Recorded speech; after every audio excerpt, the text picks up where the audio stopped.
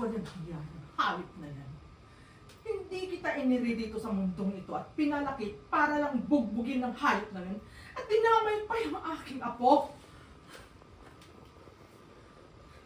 Nay, nakuha na ni Jess yung vision ng kanyang mga kasamahan sa trabaho. Hindi ko na rin kilala yung Jess na yun. Naku, huwag na huwag siyang magpapakita sa akin, hayop na yan. Ipapasona ko yung lugar ninyo para damputin ang lahat ng mga adik doon. Nay, huwag na. Ayoko ng gulo. Pero Romina, Nay, nakikiusap ako sa'yo. Ayoko ng gulo. Hihiwalay ako na lang si Jess. Hindi ko na siya babalikan. Huwag niyo na gawin yan, Nay.